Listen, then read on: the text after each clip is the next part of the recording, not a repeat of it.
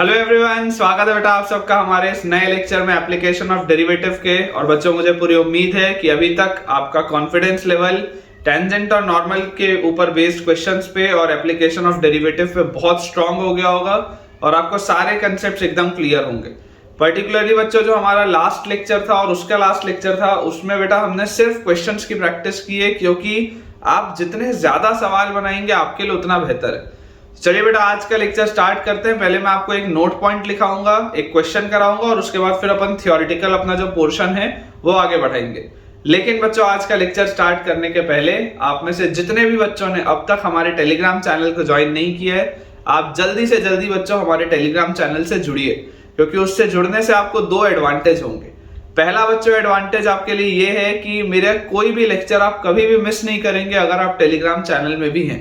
क्योंकि होता यह है कि कई बार मैं एक दिन में 3 या 4 वीडियोस पोस्ट करता हूं, क्योंकि एवरीडे एक यूट्यूब शॉर्ट भी पोस्ट होता है, एक लेक्चर 11th का आता है, एक लेक्चर 12th का आता है। तो कई बार कुछ वीडियोस हाइड हो जाते हैं और बच्चों को दिखना बंद हो जाते हैं। लेकिन अगर आप टेलीग्राम चैनल पे जुड़े हैं तो आपको हमेशा इस बात की जानकारी होगी कि एक दिन में कौन कौन सा आज वीडियो पोस्ट हुआ है। तो आप प्रॉपरली जाके चैनल से उसको देखकर आराम से अपने नोट्स भी पूरे कर सकते हैं और नए कंसेप्ट भी सीख सकते हैं।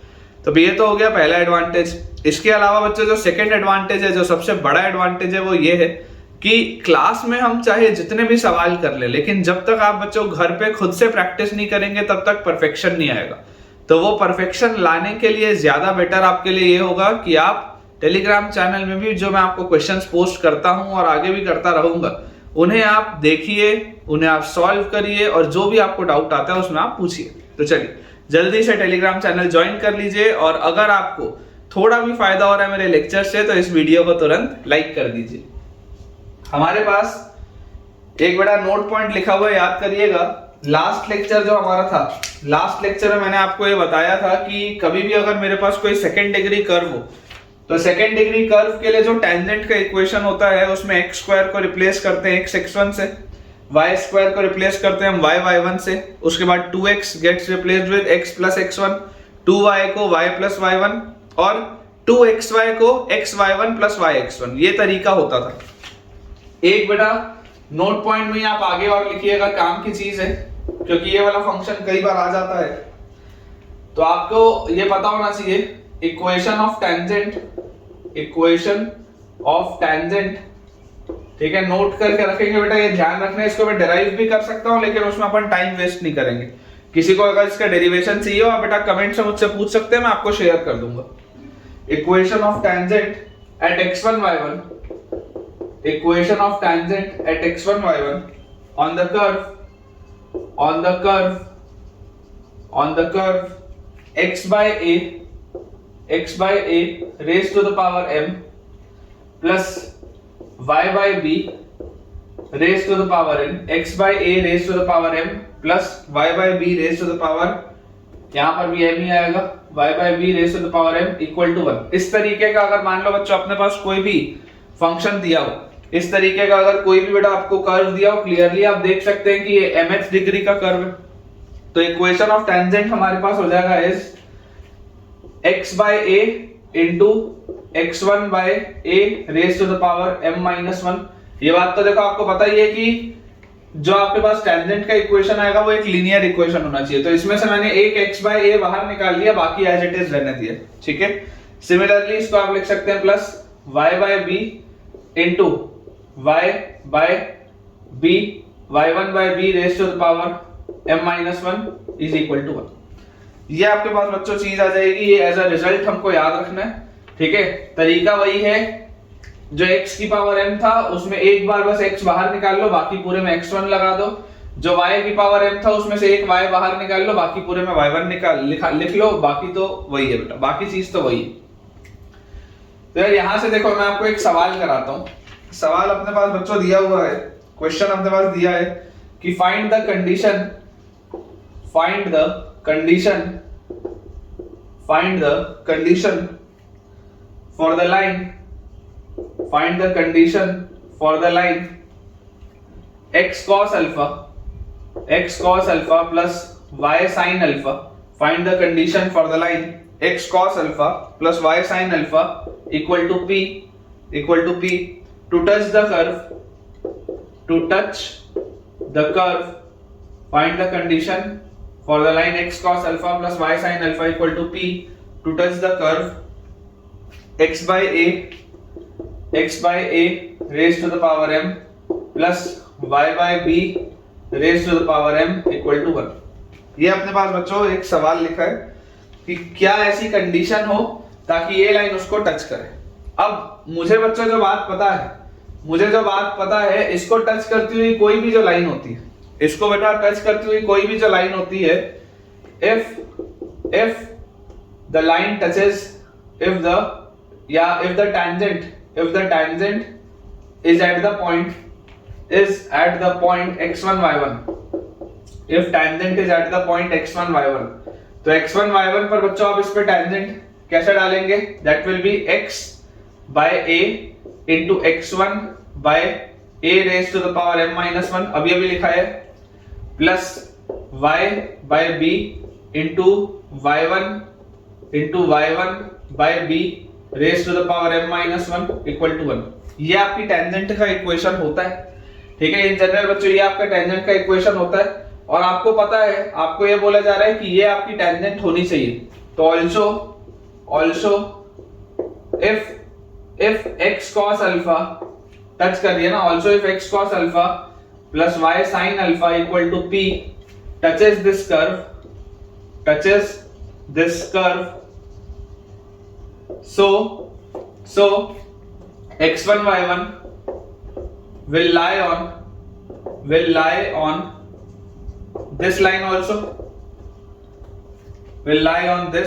also, इस पर भी लाई करेगा।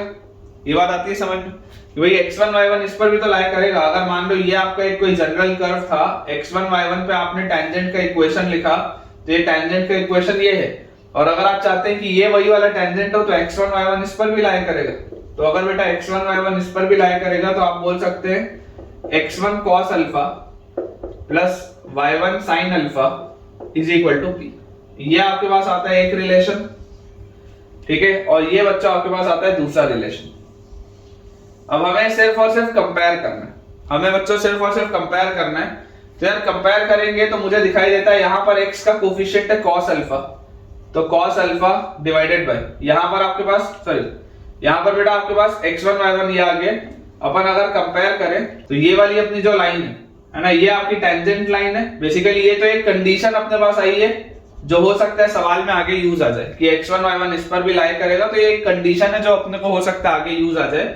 लेकिन ये आपकी लाइन थी और ये आपकी लाइन थी, ये दोनों अगर सेम लाइन होंगी, तो अगर बेटा ये दोनों सेम लाइन होंगी तो आप बोल सकते हैं cos alpha divided bye x का, देखो यहाँ पर कोफिशिएंट क्या है, तो x का यहाँ पर बच्चों कोफिशिएंट है आपके पास x1 की पावर m माइनस 1, x1 की पावर m माइनस 1 और divided by a into a की पावर m माइनस 1, तो a की पावर m, तो डिवाइडेड बाय a की पावर m मतलब यहाँ पर a की पावर m आ जाएगा ऊपर।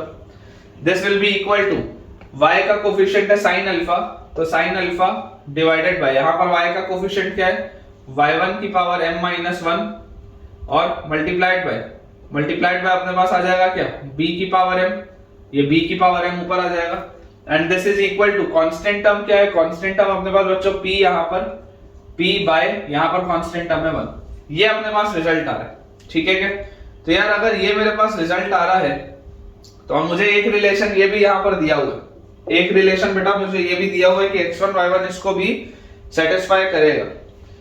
बहुत आसानी से यार देखो मैं इसमें देख सकता हूं कि यहां से अगर मैं x1 को निकालूं तो this implies x1 raised to the power m minus 1 will be equal to x1 raised to the power m minus 1 will be equal to a raised to the power m into cos alpha by p।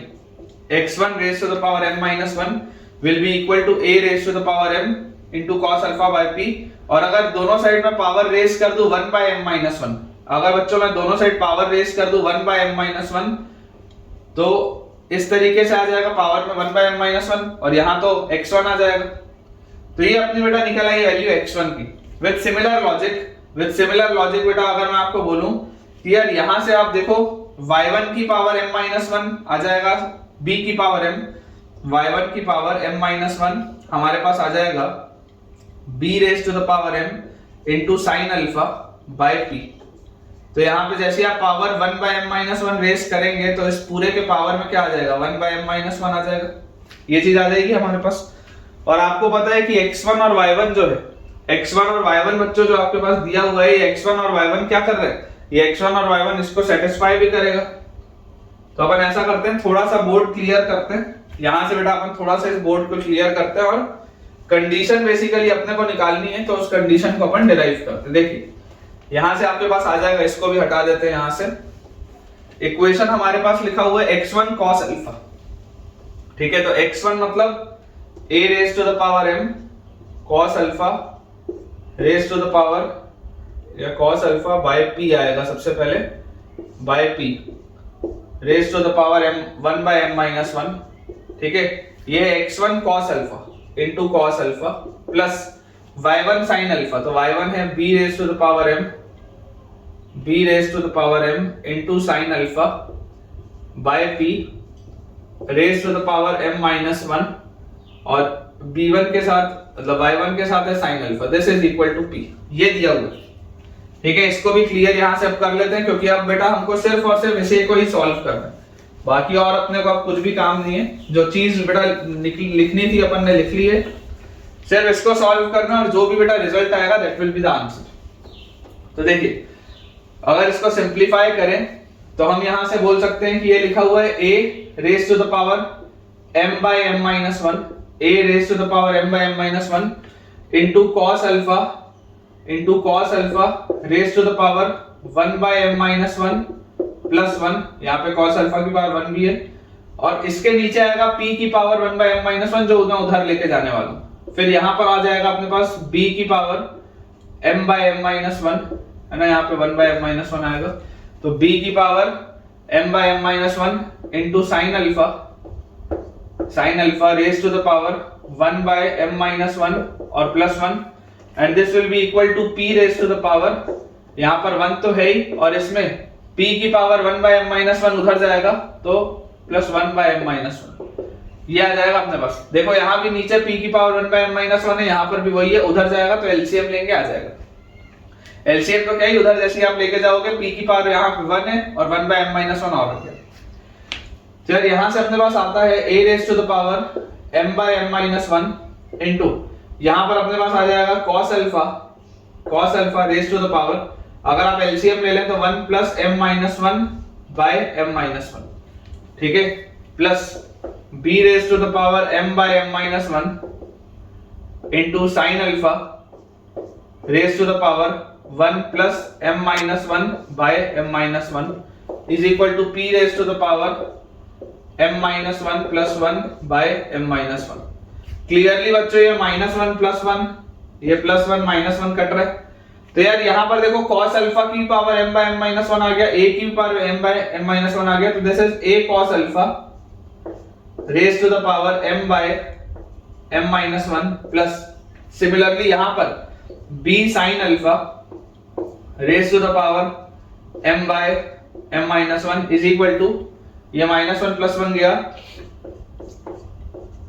p raise to the power m/m-1, ये आएगा बेटा result, देख लो ये अपने पास final answer आना चाहिए, ठीक है। तो ये वाला रिजल्ट आपको लिखाने के पीछे की वजह क्या थी, कई बार डायरेक्टली यूज आ जाता है, चीजें पता होनी चाहिए, चीजें अपने को पता होनी चाहिए। देखिए फाइनल आंसर अपने पास बच्चों आ जाएगा a cos alpha raise to the power m/m-1 plus b sin alpha raise to the power m/m-1 is equal to p raise to the power m/m-1, ठीक है। बस ये वाली बेटा एक चीज आपको करानी थी। अब अपन स्टार्ट करते हैं अपना अगला टॉपिक। नेक्स्ट अपने पास बच्चों टॉपिक लिखा हुआ है length of tangent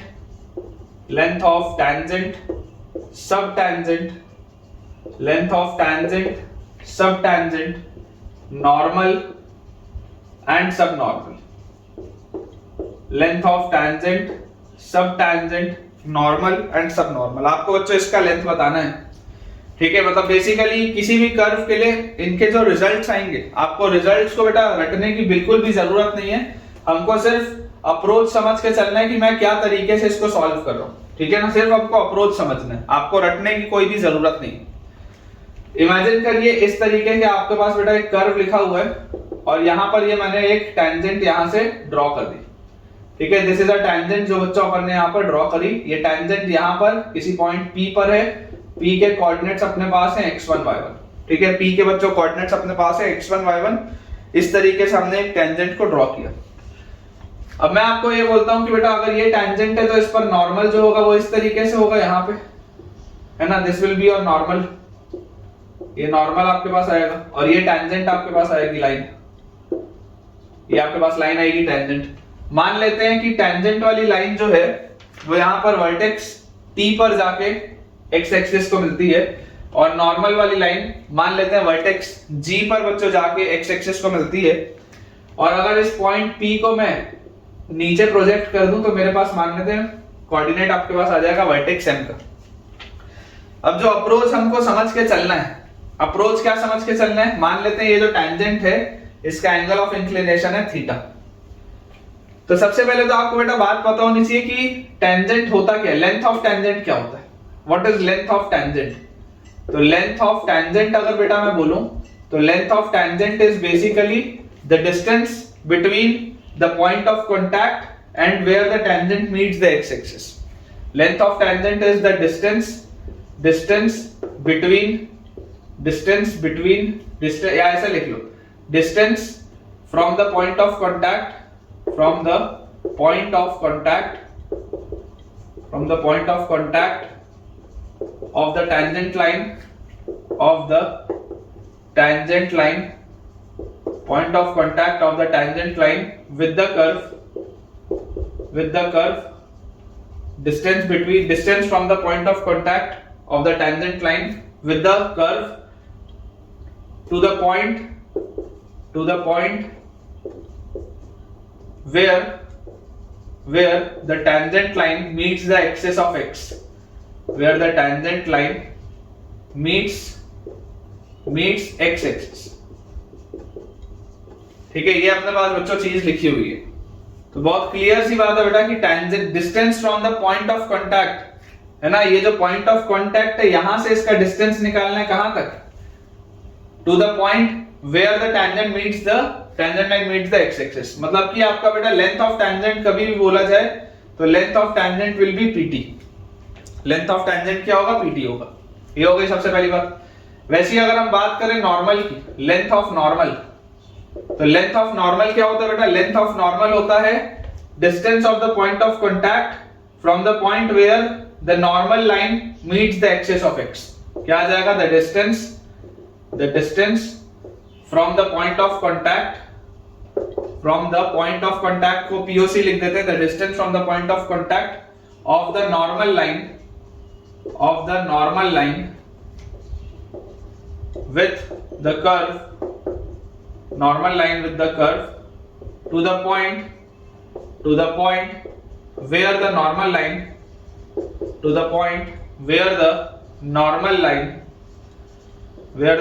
line meets x axis।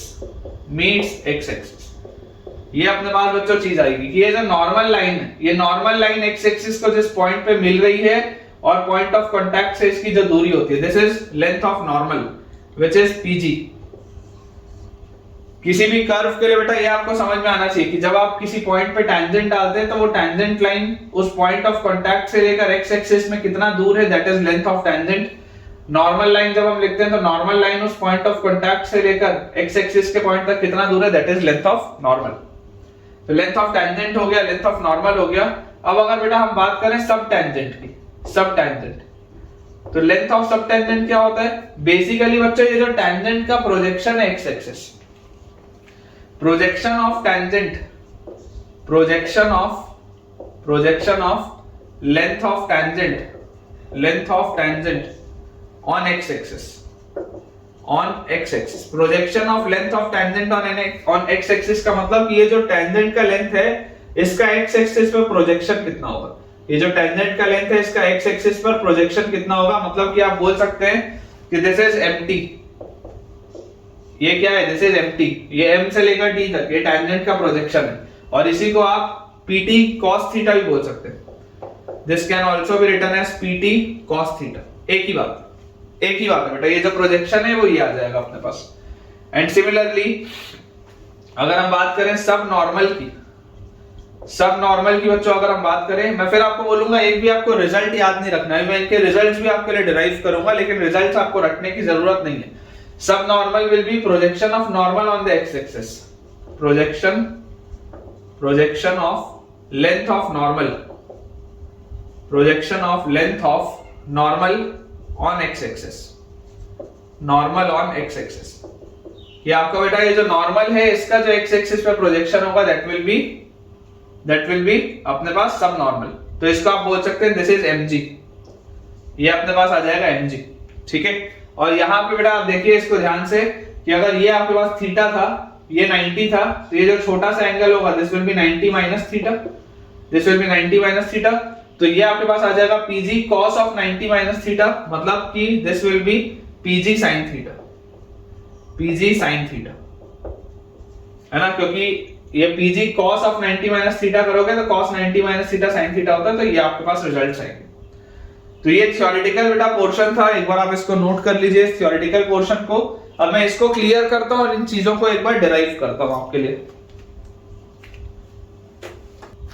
देखिए बेटा अगर ये आपके पास x1 y1 कोऑर्डिनेट्स हैं, ठीक है, तो अपने पास ये बात हमको समझ में आती है कि m से लेकर t तक की दूरी, m से t तो नहीं, ये आपका ओरिजिन है o। तो आपके पास बच्चों pm जो होगा, pm की वैल्यू आपके पास आएगी y1, और om जो आपके पास होगा इसकी वैल्यू आपके पास आएगी x1। अब सबसे पहले अपन बच्चों निकालते हैं टेंजेंट का लेंथ। तो टेंजेंट का लेंथ क्या है, pt is the length of tangent. तो यार टेंजेंट का लेंथ हमारे पास क्या होना चाहिए, ये आप देखो लेंथ ऑफ टेंजेंट को क्या कर सकते हैं, इक्वेशन लिखने से बेटर है मैं आपको अगर डायरेक्टली समझाऊं। ये अगर बेटा हमारे पास था pt which is y1, तो यार इस वाले ट्राइंगल के लिए आप pt को निकालने के लिए क्या बोल सकते हैं कि sin थीटा क्या होगा, व्हाट इज sin थीटा। तो sin थीटा अपने पास आएगा pm by pt, sin theta will be pm by pt। तो यार यहां से अपने पास pt की वैल्यू क्या आ जाएगी, pt will be equal to pm by sin theta, मतलब pm cosec थीटा। ये अपने पास आ जाएगा pm cosec थीटा। pm क्या है, pm इज y1, तो this is y1 into cosec theta. अब ये बेटा थीटा आपके पास एंगल है, अगर आपको इसको स्लोप के टर्म्स में लिखना हो, जिस तरीके से ये रिजल्ट निकाले जाते हैं मैं आपको बता रहा हूं, कोसेक थीटा को हम लिख सकते हैं root of cosec square theta, cosec theta को हम लिख सकते हैं root of cosec square theta, और इसके बाद हम इसको लिख सकते हैं root over cosec square theta is 1 plus cot square theta, तो 1 प्लस कॉट स्क्वायर थीटा। और बच्चों आपको ये बात पता होगी कि इसको आप लिख सकते हैं फर्दर y1 रूट ओवर, अगर कॉट को 1 बाय tan लिख लें तो this is 1 plus tan square theta, 1 plus tan square theta upon tan square theta. ये आपके पास आ जाएगा 1 plus tan square upon tan square. और बेसिकली tan थीटा क्या होता है, tan थीटा होता है इसका स्लोप, tan थीटा होता है इसका slope which is dy by dx। तो हम इसको लिख सकते हैं y1 into root over 1 plus m square upon m square. ये रिजल्ट होता है बेटा y1 into root over 1 plus m square upon m square, ठीक है। चाहे तो आप इसमें से m स्क्वायर बाहर निकाल सकते हैं, तो ये आपके पास आ जाएगा y1 into root over 1 plus m square divided by m। और to be on a safer side आप पूरे में मॉड लगा लीजिए। मॉड क्यों लगाया जा रहा है, क्योंकि लेंथ आप निकाल रहे हो ना, length of tangent is always positive, तो to be on a safer side आप इसमें मॉड लगा लीजिए ताकि कोई भी प्रॉब्लम ना आए। और ऑल्सो आप इसको क्या लिख सकते हैं, m को ही आप लिख सकते हैं dy by dx भी, m को ही आप बच्चों dy by dx भी लिख सकते हैं x1 y1, बात एक ही। आप इसको dy by dx भी लिख सकते हैं x1 y1, तो आप उसको चाहे तो यहां पर सब्स्टिट्यूट कर सकते हैं। तो आपके पास बेटा जो लेंथ ऑफ टेंजेंट आ जाएगा, लेंथ ऑफ टेंजेंट आपके पास देखो क्या आ जाएगा, y times root over 1 plus m square divided by m, उस पूरे का मॉड्यूलस, ठीक है। बिल्कुल सिंपल सी बच्चों चीज है ये आ गया लेंथ ऑफ टेंजेंट। अब अगर अपन बेटा बात करें लेंथ ऑफ नॉर्मल की, है ना, इस पूरे को तो मैं ऐसे एक बॉक्स में बना के लिख लेता हूं क्योंकि इसका फ्रीक्वेंटली आपको यूज आएगा। तो ये पूरी चीज को ऐसे लिख लेते हैं, अपन ने लेंथ ऑफ टेंजेंट निकाल लिया, दिस वाज फर्स्ट। अब अपन सेकंड निकालते हैं लेंथ ऑफ नॉर्मल। तो लेंथ ऑफ नॉर्मल क्या होगा, pg, length of normal will B pg। तो यार इसको लिखने के लिए अपन क्या बोल सकते हैं, ये अपने पास पता है, ये अपने को निकालना है, तो sin of 90 minus theta, sin of 90 minus theta, यहां पे sin अगर आप लोगे तो this will be pm by pg, PM by PG। तो यार ये अपने पास क्या आ जाएगा, PG की बच्चों वैल्यू आ जाएगी PM by sine 90 minus theta मतलब बाय कॉस थीटा, मतलब ये ऊपर आ जाएगा सेक थीटा, ये आ जाएगा देख लो PM, ठीक है, और बाय PG है तो PG की जगह अपने पास क्या आ जाएगा, PG की जगह हम लिखेंगे साइन ऑफ 90 माइनस थीटा नीचे, और ये होता है कॉस थीटा और ऊपर जाएगा तो सेक थीटा। मतलब कि इसको आप बेटा ऐसे लिख सकते हैं, this is equal to PM root over sec square theta, है ना, PM root over sec square theta, और इसको आप लिख सकते हैं PM into root over sec square theta को 1 प्लस tan स्क्वायर थीटा, ठीक है। और इसको आप बच्चों डायरेक्टली लिख सकते हैं PM बेसिकली क्या है, PM इज योर y1, ये PM जो है दिस इज योर y1, तो दिस इज y1, है ना। यहां पर भी आप PM की जगह पे y1 लिख सकते हैं, कोई दिक्कत नहीं है। तो final answer will be y1 into root over 1 plus m square, final answer will be y1 into root over 1 plus m square. तो नॉर्मल का लेंथ अपने पास आ जाएगा y1 into root over 1 plus m square. Again to be on a safer side आप इसमें mod लगा सकते हैं, आप इसमें मॉड लगा सकते हैं। अब हमने बच्चों टेंजेंट निकाल लिया, नॉर्मल का लेंथ निकाल लिया। अब अगर मैं बात करूं सब टेंजेंट की, अगर बेटा मैं बात करूं सब टेंजेंट की, तो सब टेंजेंट क्या है, सब tangent is basically MT is your सब टेंजेंट। तो अगर मुझे सब टेंजेंट निकालना है तो यार मैं आपको क्या बोल सकता हूं कि PT cos थीटा मेरा आंसर होना चाहिए। सब टेंजेंट मतलब MT विल बी, मैंने अभी आपको बताया था, this will B PT cos theta, PT cos theta. तो अगर बच्चों ये PT cos थीटा होगा तो PT तो मेरे पास है, PT मेरे पास है ऑलरेडी, तो ये अपने पास क्या आ गया, this is MT is equal to PT कितना आ रहा था, देखो PT अपने पास आ रहा था y1 into root over 1 plus m square divided by m, इस पूरे का मॉड आ रहा था, और इंटू cos थीटा। तो cos थीटा को आप क्या लिख सकते हो, cos थीटा को आप लिख सकते हो बेटा 1 अपॉन sec थीटा, और sec थीटा को आप लिख सकते हो root over sec square theta, और sec स्क्वायर थीटा को आप लिख सकते हो 1 प्लस tan स्क्वायर थीटा। थोड़ा सा डायरेक्टली लिख रहा हूं, ध्यान से देखना। ये cos थीटा था, cos थीटा को मैंने लिखा 1 by sec theta, sec theta को लिखा root of sec square theta, और अंदर वाले sec स्क्वायर को लिखा 1 प्लस tan स्क्वायर, और tan को डाल दिया m, डायरेक्टली लिख दिया मैंने। दोबारा बोलता हूं, फिर सुनो, cos थीटा है, cos थीटा के बदले मैंने लिखा 1 बाय sec, sec को मैंने लिखा रूट के अंदर sec स्क्वायर, और sec स्क्वायर को लिखा 1 प्लस tan स्क्वायर, और डायरेक्टली tan की जगह m डाल दिया।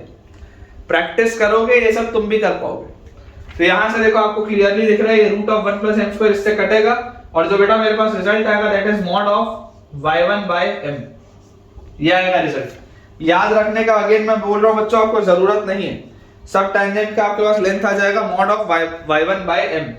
एंड सिमिलरली अगर मैं सब नॉर्मल की बात करूं, सब नॉर्मल, तो सब नॉर्मल क्या है, सब नॉर्मल इज mg, सब नॉर्मल इज mg। तो mg हमारे पास क्या आ जाएगा, this will B PG cos of 90 minus theta मतलब PG sin theta, this will B PG sin theta. तो अगर बच्चों ये PG sin थीटा आते तो देखो PG का लेंथ कितना था, PG का लेंथ अपने पास था mod of y1 into root over 1 plus m square, mod of y1 into root over 1 plus m square, this was PG, और इंटू है मेरे पास sin थीटा।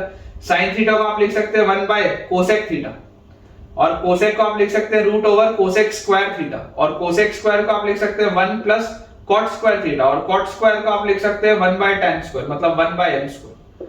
अगेन डायरेक्टली लिखा है, साइन को लिखा 1 बाय कोसेक, कोसेक को लिखा root over cosec square, cosec square को लिखा 1 प्लस कॉट स्क्वायर, कॉट को लिखा 1 बाय tan। तो यार यहां से अगर मैं इसको सॉल्व कर लूं तो मेरे पास आ जाएगा y1 into root over 1 plus m square into यहां पर ये m स्क्वायर प्लस 1, ये m घूम के ऊपर, तो m by root over 1 plus m square, और ऑब्वियसली पूरे का मॉड लगाना पड़ेगा, ये root of 1 plus m square इससे कटेगा, और फाइनली बेटा इसका जो अपने पास आंसर आएगा that will be mod of y1 into m। Finally अपने पास बच्चों जो आंसर आ जाएगा that is mod of y1 into m, ठीक है। तो ये अपने पास बेटा फाइनल रिजल्ट्स है, याद रखने का जरूरत नहीं है। लेंथ ऑफ टेंजेंट मैं बॉक्स बना देता हूं, this is your length of tangent, ठीक है। लेंथ ऑफ सब टेंजेंट हमारे पास ये आ जाएगा, सॉरी लेंथ ऑफ नॉर्मल हमारे पास ये आ जाएगा, ये जो y1 बाय m आया है this is your length of subtangent, और ये जो बेटा आपके पास आया है this is the length of your सब normal.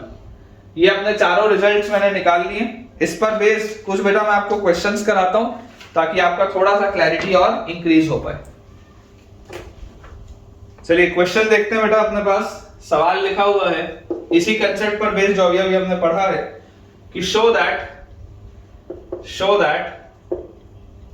for the curve show that for the curve by square is equal to x plus a का cube, by square is equal to x plus a का cube, the square of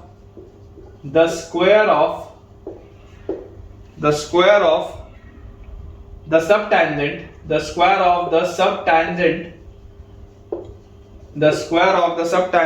varies as the subnormal,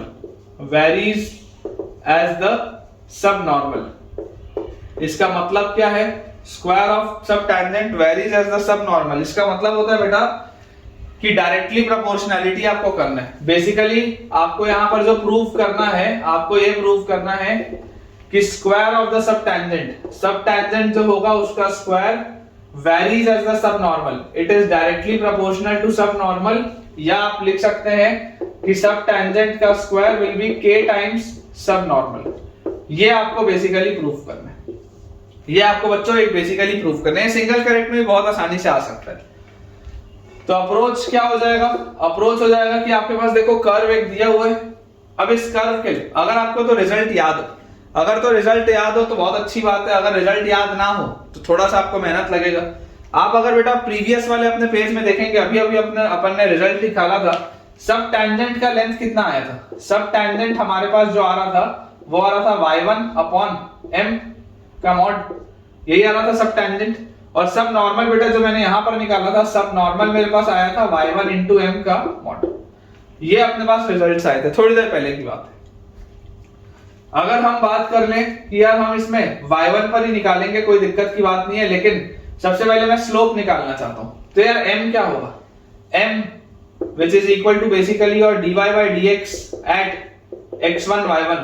तो अगर इसको आपको निकालना है तो इस कर्व को आप क्या करेंगे? डिफरेंशिएट करेंगे। तो इसको अगर आप डिफरेंशिएट करेंगे तो आपके पास देखिए यहां पर देख लेते हैं, कर्व लिखा हुआ है by square is equal to x plus a का क्यूब।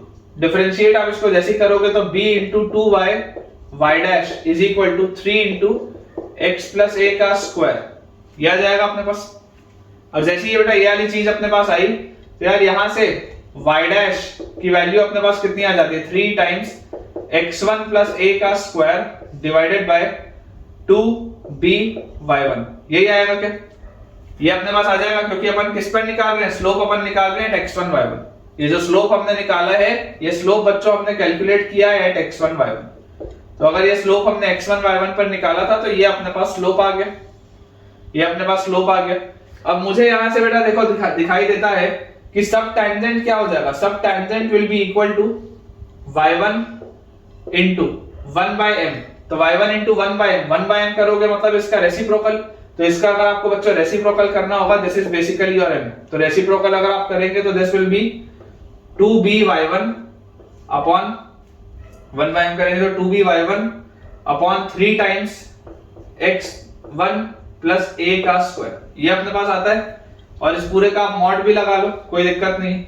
तो ये आपके पास आ जाता है 2b/3 और multiplied by y1 upon x1 plus a का स्क्वायर, ये चीज आती है 2b/3 into y1 by x1 plus a का होल स्क्वायर, ये आता है आपके पास लेंथ ऑफ सब टेंजेंट। और अगर हम बात करें सब नॉर्मल की, तो सब normal is mod of y1 into m। तो m की जगह हमारे पास आ जाएगा यहां से 3 टाइम्स x1 प्लस a का square, 3 times x1 plus a का square divided bye 2by1 divided by 2by1, इसका मॉड यही आएगा अपने पास।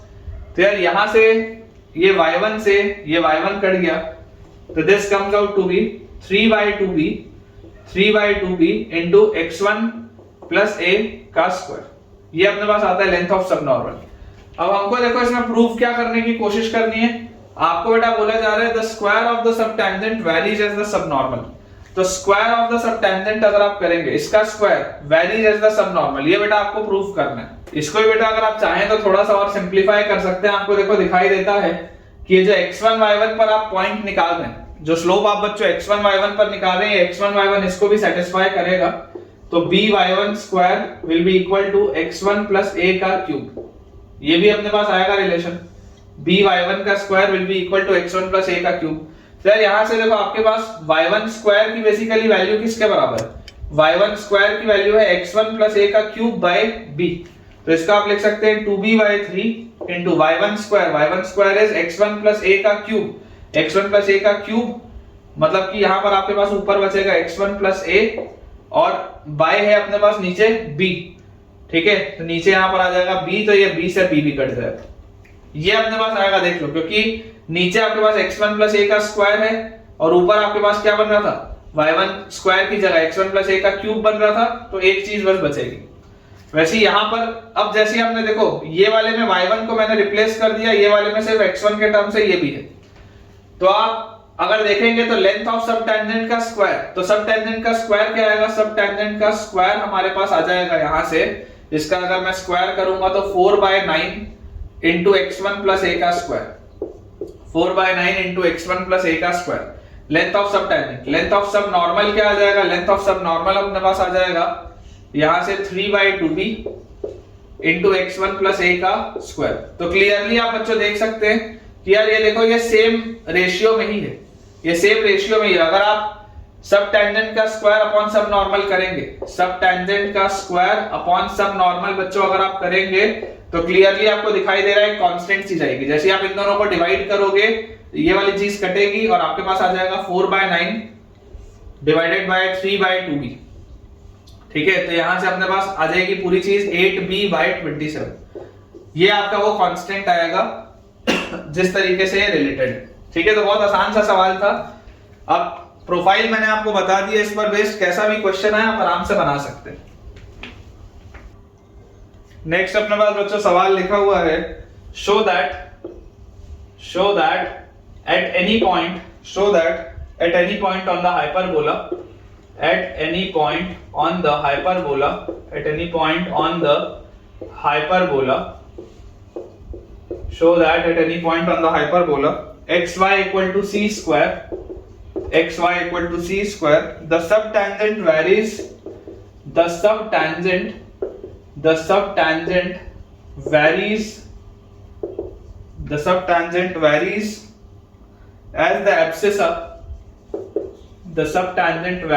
as the abscissa and the subnormal varies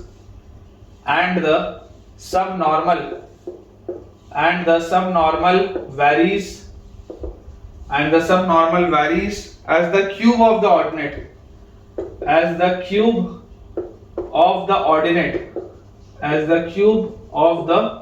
ordinate of the point of contact।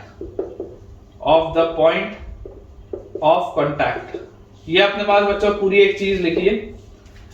देखिए मैं आपको एक्सप्लेन कर देता हूं सवाल आपसे क्या बोल रहा है। इस प्रोफाइल का ये आखिरी सवाल है, इसके बाद अगला टॉपिक अपन देखेंगे। लिखा होगा अपने पास, show that at any point on the hyperbola xy equal to c square the subtangent varies as the abscissa. तो मतलब बेसिकली आपको प्रूफ क्या करना है, आपको इसमें बच्चों प्रूफ करना है कि जो सबटेंजेंट है it varies as the abscissa. तो एब्सिसा आप किसका मानते हैं, of the point of contact, तो ये x1 के प्रोपोर्शनल है, ठीक है। ये आपको एक तो प्रूफ करना है और दूसरा आपको प्रूफ करना है the subnormal varies as the cube of the ordinate. Ordinate क्या होता है, y कोऑर्डिनेट होता है, तो सब normal is proportional to y1 का क्यूब। ये हमको बेटा चीज प्रूफ करनी है ना, डायरेक्टली प्रोपोर्शनल है अगर उस तरीके से वैरी कर रहा है तो। या यहां पर आप बोल सकते हैं कि सब टेंजेंट जो आएगा that will be k1 times x1 where k1 is some constant, और यहां पर आप बोल सकते हैं subnormal will be equal to k2 times y1 का cube where k2 is some constant, है ना। k1 k2 are constants, proportionality of constant आप बोलते हैं जिसको, एक ही बात। तो बेसिकली बच्चों हमको क्या चीज पता है कि यार अगर हमारे पास कर्व दिया हुआ है, हम एक चीज जानते हैं कि जो सब टेंजेंट होता है, जो बच्चों हमारे पास सब टेंजेंट होता है, तो सब टेंजेंट की खास बात क्या होती है, सब टेंजेंट की बच्चों खास बात ये होती है कि यार सब टेंजेंट हमने यहां पर निकाला था, उसकी वैल्यू आई थी हमारे पास y1/m का मॉड। और सब नॉर्मल अगर हम बात करें तो सब नॉर्मल बच्चों जो हमारे पास आया था, सब नॉर्मल की वैल्यू हमारे पास कितनी आई थी, सब नॉर्मल की वैल्यू हमने यहां पर निकाला था, that was y1 into m का मॉड। ये अपन ने कैलकुलेट किया था। और m क्या होता है, m होता है dy by dx, m is basically your dy by dx at x1 y1, m is basically your dy by dx at x1 y1। तो यहां से हमारे पास अगर हम चेक करें ध्यान से, तो कर्व जो लिखा हुआ है x y is equal to c square, differentiate अगर इसको करेंगे तो x कांस्टेंट y का y dash plus y constant x का खत्म is equal to c square constant है, तो उसका डिफरेंशिएशन तो आ जाएगा 0। फिर यहां से आपके पास y डैश की वैल्यू क्या आ गई, माइनस y बाई एक्स, और अगर आप इसको कैलकुलेट करेंगे एट x1 y1 तो आप बोलेंगे कि स्लोप आपके पास आएगा माइनस y1 अपॉन x1, ये आपके पास आएगी चीज।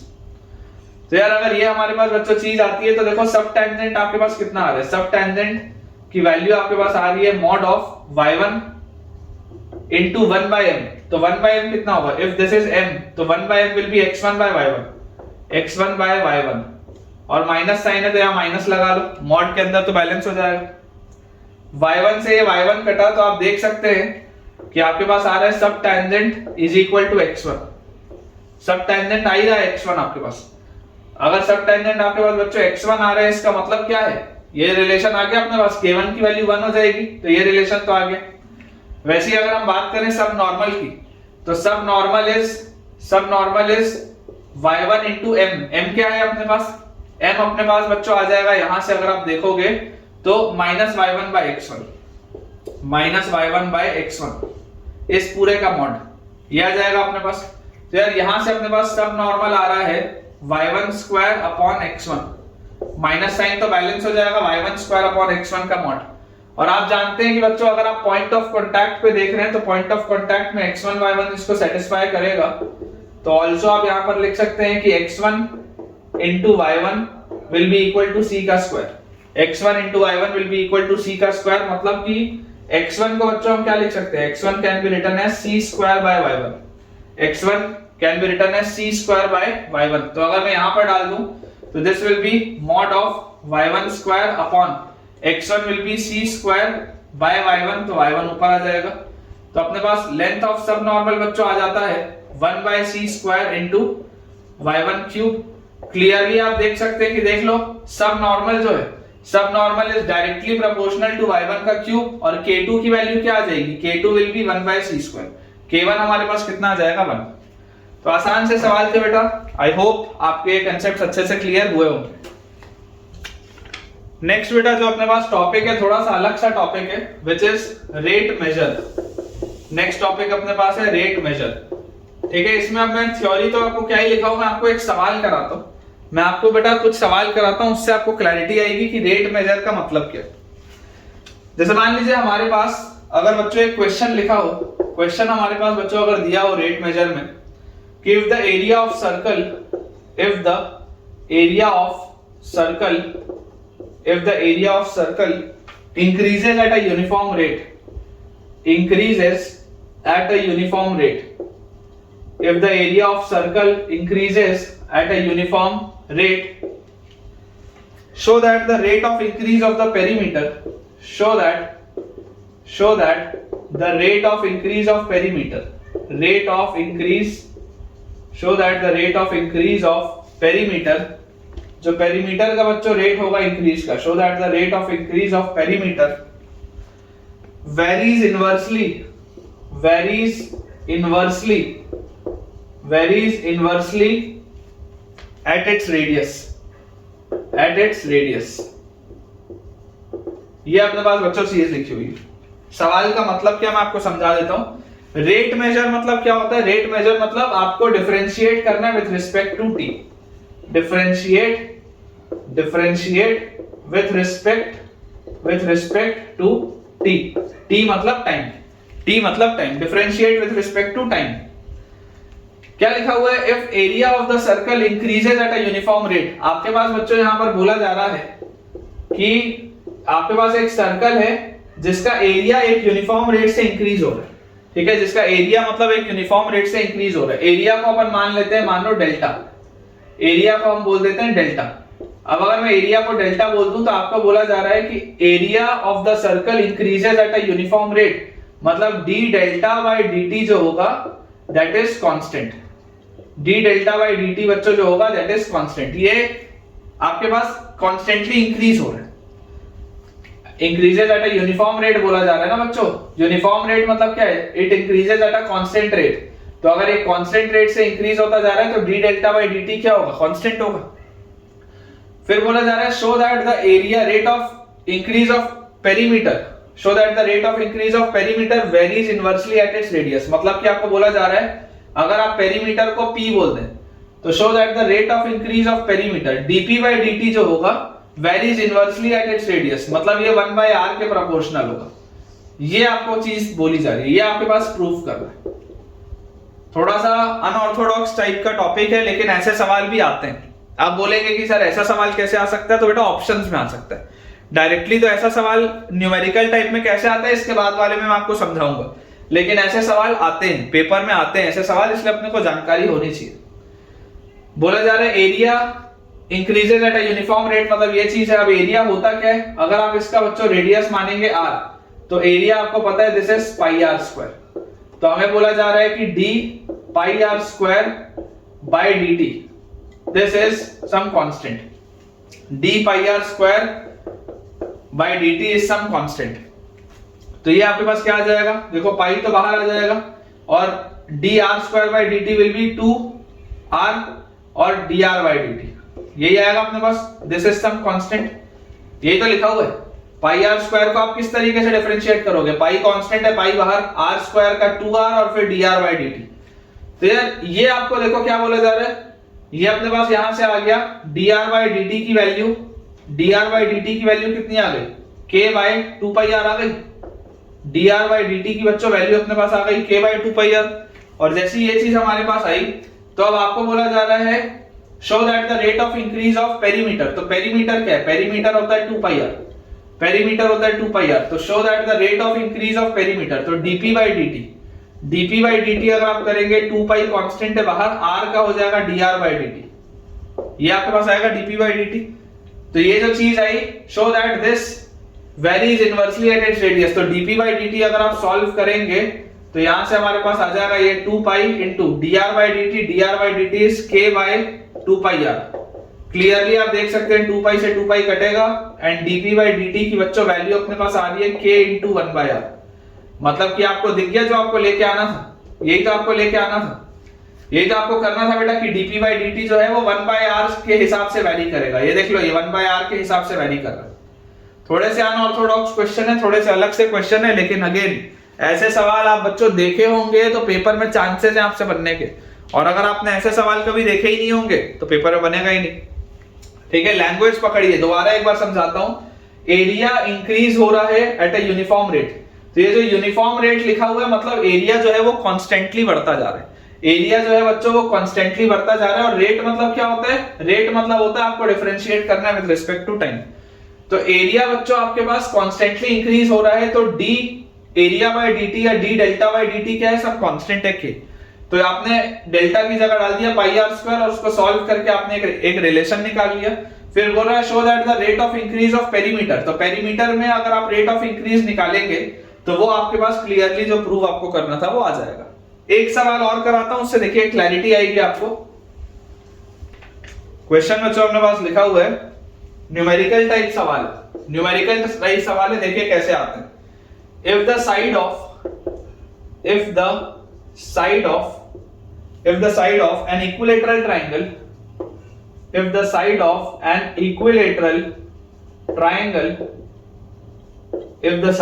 equilateral triangle increases at the rate of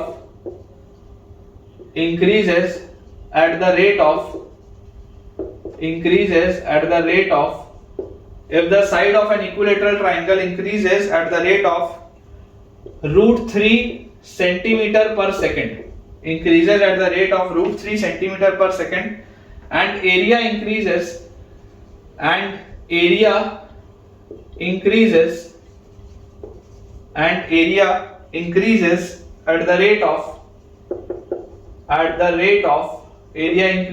the rate of 12 centimeter square per second. Area increases at the rate of 12 centimeter square per second.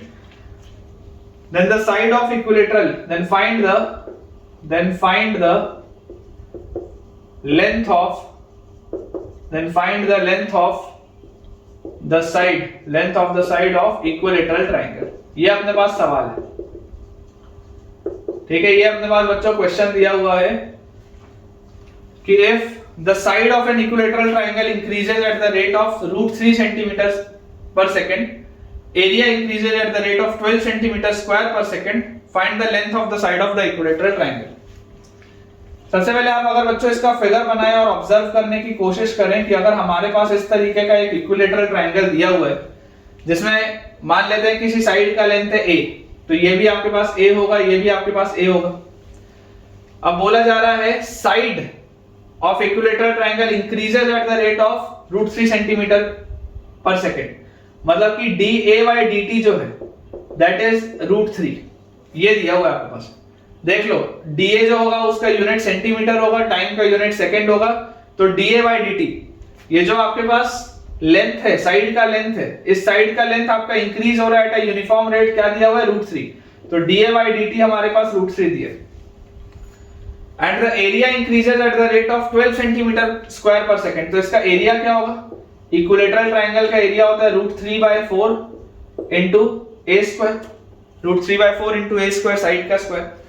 तो इसको अगर आप डेल्टा बोले तो एरिया इंक्रीजेस, तो d डेल्टा/dt अगर मैं निकालूं d डेल्टा/dt, तो वो √3/4 तो कांस्टेंट है, बाहर आ जाएगा a स्क्वायर का 2a और फिर dA/dt, यही आएगा। इसको आप डिफरेंशिएट करोगे तो आपको बोल रहा है area increases at the rate of 12, area increases at the rate of 12, ये d डेल्टा/dt आपको 12 दिया हुआ है, एरिया का increase, this is equal to √3/4 into 2a into dA/dt, और dA/dt तो √3 दिया था, तो देखिए ये 2 से ये 4 कटा, यहाँ पर 2 आ गया, √3 और √3 3 हो गया, और 3 और ये 12 कटा तो यहाँ 4 आ गया, 4 इंटू 2, a की वैल्यू 8 आ रही है बेटा, 8 centimetre.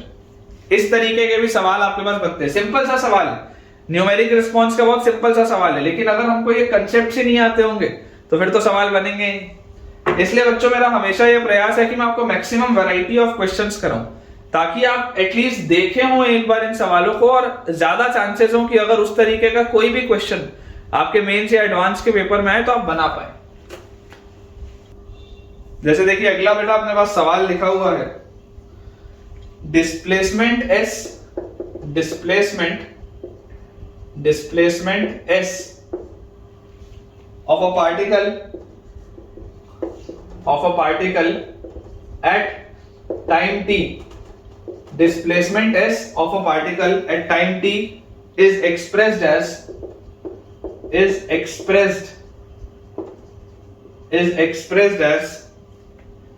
S is equal to half t cube minus 6t, half t cube minus 6t.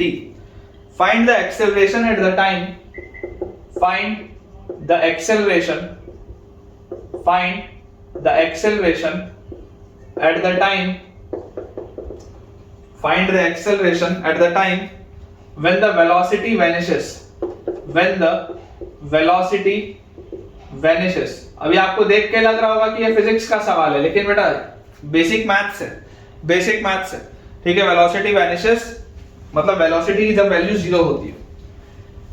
क्या लिखा हुआ है देखो ध्यान से पढ़ो, displacement of the particle with respect to time हमको दिया हुआ है, ठीक है। एक्सेलरेशन आपको बताना है, कौन से समय पे एक्सेलरेशन बताना है, जब उसकी वेलोसिटी 0 हो जाए। तो s दिया हुआ है बेटा half t cube minus 6t, ये आपके पास दिया हुआ है s।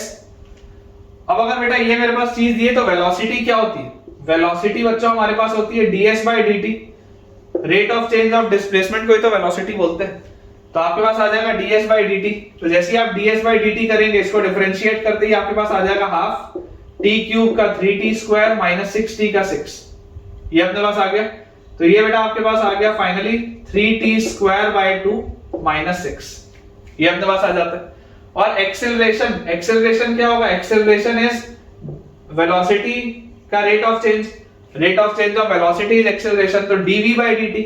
इसको आप फर्दर अगर डिफरेंशिएट करोगे तो 3 इंटू टी स्क्वायर का 2t बाय 2, और कांस्टेंट तो खत्म, तो ये आपके पास आ जाएगा यहां से 2 से ये 2 कटा, तो एक्सेलरेशन आ जाएगा 3t। अब आपको बोल रहा है find the acceleration at the time when the velocity vanishes. Vanishes मतलब क्या होता है? When velocity is zero. When velocity is zero, तो आप देख लीजिए कि वेलोसिटी बच्चों जीरो कब होगी? Velocity will be zero when 3t² - 6 will be zero, या आप बोल सकते हैं 3t² will be equal to 6। ये 3 से ये 6 कटा तो यहाँ 2, तो t² will be equal to 4 and t will be equal to 2।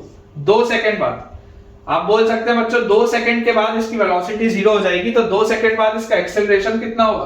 तो acceleration will be 3 × 2 which is 6। Acceleration अपने पास आ जाएगा बच्चों 6। ठीक है, यूनिट जो भी होगी आप यूनिट लगा सकते हैं। तो एक्सेलरेशन अपने पास आ जाएगा 6। बहुत आसान सा सवाल था। सवाल लिखा बेटा अगला अपने पास, if water is poured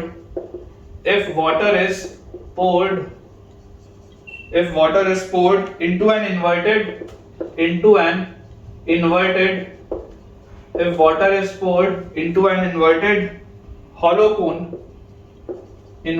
hollow cone whose semi-vertical angle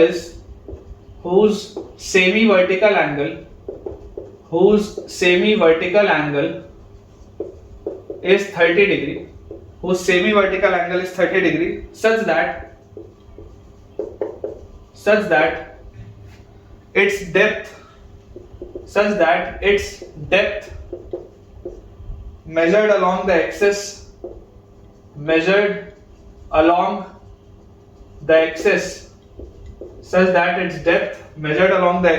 increases at the rate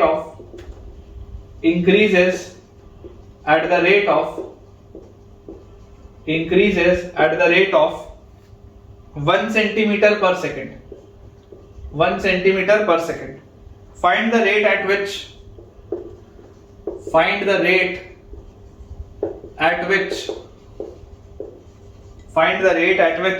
the volume of water increases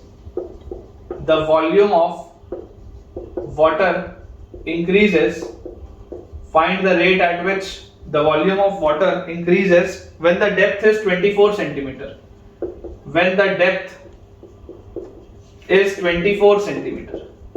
ठीक है, ये अपने पास बच्चों सवाल लिखा है, देखिए ध्यान से। दोबारा आपके लिए मैं इसको रीड करता हूं। लिखा हुआ है if water is poured into an inverted hollow cone। एक hollow cone है और ये hollow cone बच्चों आपके पास inverted है। This is an inverted hollow cone और इसके अंदर आप पानी डालना चालू किया। इसके अंदर बच्चों आपने वाटर पोर करना चालू किया। Water is poured into an inverted hollow cone whose semi-vertical angle क्या होता है बेटा?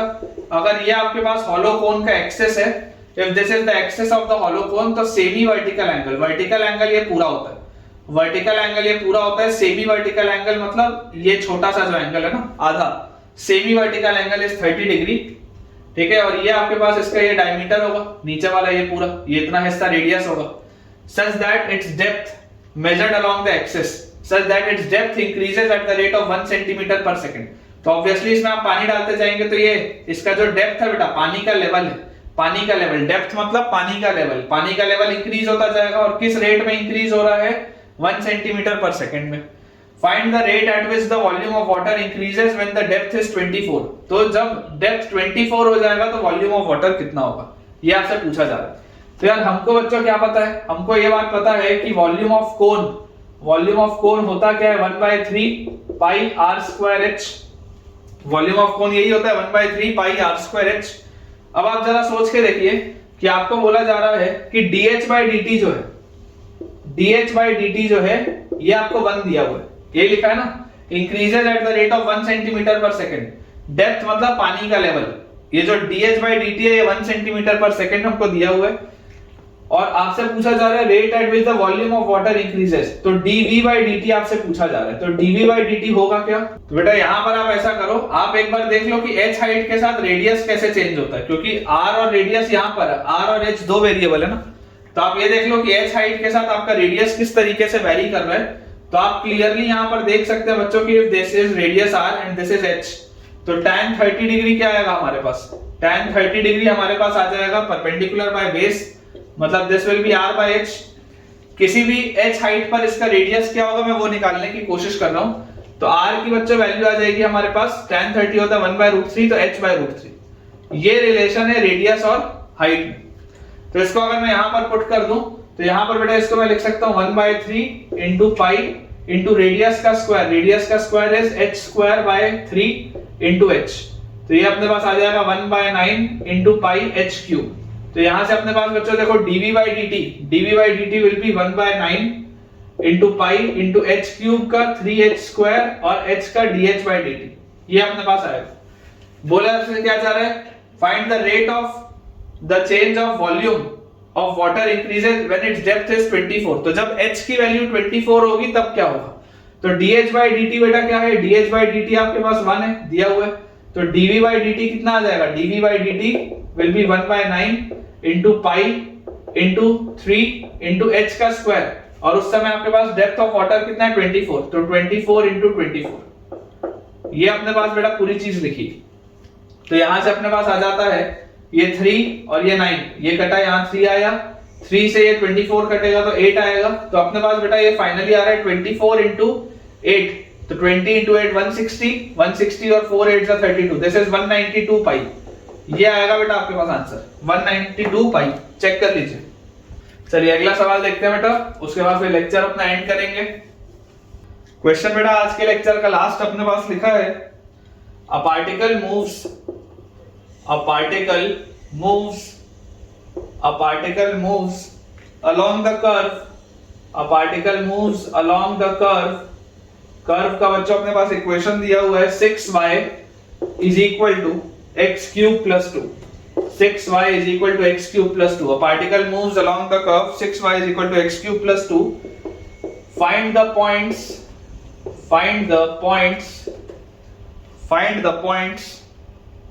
on the curve at which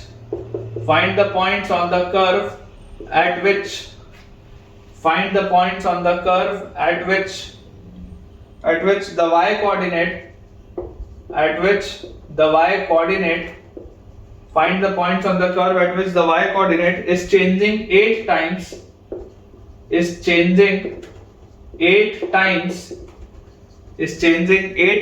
as fast as the x coordinate, ये अपने पास बेटा सवाल लिखा है, ये लास्ट क्वेश्चन है आज के लेक्चर का, ठीक है।